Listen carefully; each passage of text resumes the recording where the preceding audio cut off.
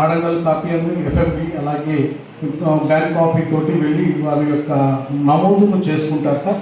ఆ విధంగా నమోదు చేసుకున్న తర్వాత మనకు ఈ జిల్లాకు దాదాపు 10 కంపెనీలు మనకు కేటాయించబడ్డాయి సార్. అందులో ముఖ్యంగా మనకు Jain company, Finolex company, Signet, Sudhakar PVC, నెటాఫిమో, నింబస్. గౌరవనీయులు వేమిరెడ్డి ప్రభాకర్ రెడ్డి గారు ఎంపీ గారి అధ్యక్షతన జరిగేటువంటి దిశ సభకి నమస్కారం తెలియజేస్తూ, గౌరవ కలెక్టర్ గారికి మొట్టమొదటి విషయం, ఈరోజు దిశ మీటింగ్ ఉందనే విషయం కనీసం ఎమ్మెల్యేలకి కనీసం ఫోన్ చేసి కూడా చెప్పలేని పరిస్థితుల్లో మా ఎంపీ గారి అధ్యక్షతన జరిగే ప్రోగ్రాం విషయం కూడా మాకు ఇంటిమేట్ చేయకపోతే ఇది ఎంతవరకు కరెక్ట్ అనే విషయాన్ని మీ దృష్టికి తీసుకొస్తున్నాను. Last month 14th, this month 14th జరిగే కంటెంట్ మాకు తెలియజేశారు డిఆర్ఓ గారు. ఈరోజు ఉండే ప్రోగ్రాం ఓన్లీ మా పిఏలకి చెప్పారు, అది వాట్సాప్లో. ఒక ఎమ్మెల్యేలకి, ఒక ఎంపీ, మా ఎంపీ అధ్యక్షత జరిగే ప్రోగ్రాం ఎమ్మెల్యేలకు కూడా కనీసం ఇంటిమేట్ చేసే పరిస్థితి కూడా లేకుండా మీరు రండి అని చెప్పడం గౌరవం కాదేమో అనేది నా అభిప్రాయం అండి. చెప్పారు కనీసం ప్రిపేర్ అవ్వాలనేది మేము కూడా 1 day ముందు పిఎల్తో మీటింగ్ కండక్ట్ చేద్దామా? ఇది యాక్చువల్లీ నిన్న నైట్ కూడా ఈ మీటింగ్ సంబంధించి ఎమ్మెల్యేలు కనీసం వాట్సాప్ కాల్ అన్నా ఉందా, అంటే మెసేజ్ అన్నా ఉందా? పిఎల్కి ఇంటిమేట్ చేసేది సార్. ఒక సిఇఓ గారు పిఎల్కి ఫోన్ చేసేది, ఎమ్మెల్యేలకు ఇంటిమేట్ చేస్తే మేము కూడా ప్రిపేర్ అయ్యి తెలుసుకొని ఆయనతో పాటు మేము కూడా నలుగురు నడిచి ఈ ప్రాంగణానికి వస్తే ఎంత గౌరవం ఉంటుంది. దయచి ఇంకొకసారి అది రిపీట్ చేయండి.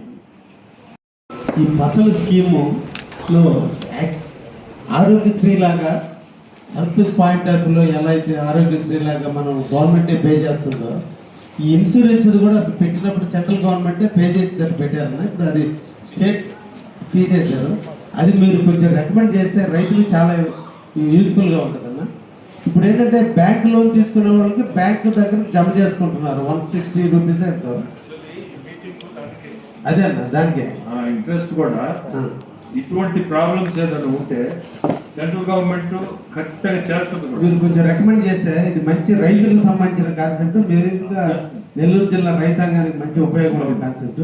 ఇప్పుడు హెక్టార్కి 420 రూపాయలు పే చేయాలంటే వాళ్ళకి కష్టంగా ఉంది. బ్యాంక్ లోన్ తీసుకునే వాళ్ళు అక్కడ బ్యాంక్ దగ్గర బ్యాంకర్ కట్టించుకుంటున్నాడు కాబట్టి సరిపోతుంది. ఎవరైతే బ్యాంక్ లోన్ పోవడం లేదు వాళ్ళ దగ్గర అసలు ఎక్కడ కట్టించుకోవడం లేదు. మనం ట్రై చేసినా రైతులు కట్టరు.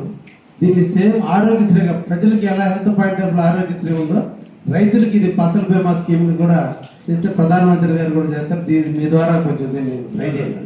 మంచి కాన్సెప్ట్. Okay, thank you.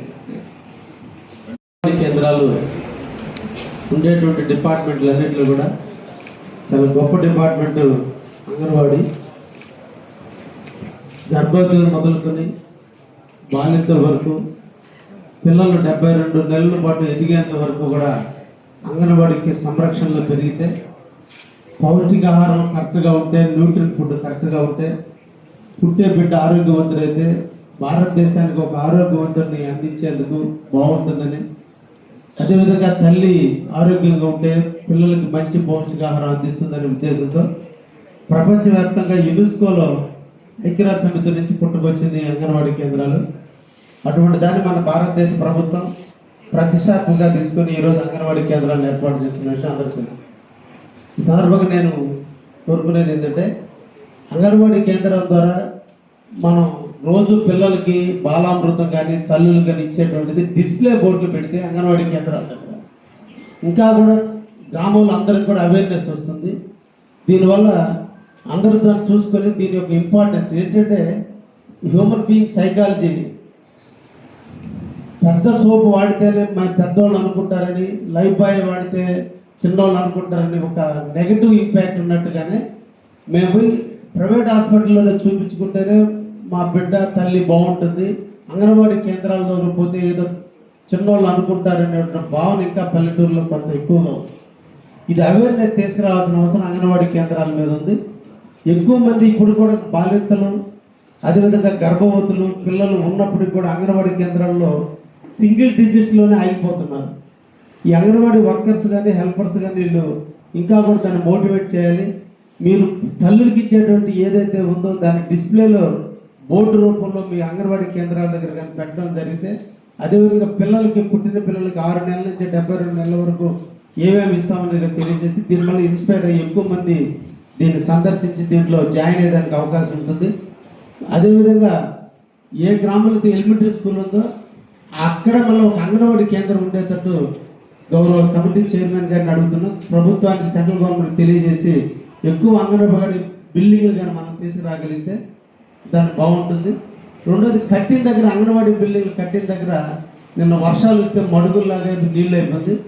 ఎక్కడైతే స్కూల్ బిల్డింగ్లు ఎక్కడైతే అంగన్వాడీ కేంద్రాలు అంతా లెవెలింగ్ కోసం ఎన్ఆర్జీఎస్ కింద గ్రావెల్ కానీ నింపితే ఆ ప్రాంతం అంతా కూడా శుభ్రంగా ఉంటుంది. పిల్లలు ఆడుకోవడానికి కూడా చిన్న పిల్లలు దోగాడే నుంచి అందుకని అంగన్వాడీ కేంద్రాల దగ్గర కూడా గ్రావెల్ ఫిల్లింగ్కి ఎన్ఆర్జీఎస్ ద్వారా కొంచెం నిధులు డైవర్ట్ చేస్తే బాగుంటుందని నా అభిప్రాయం.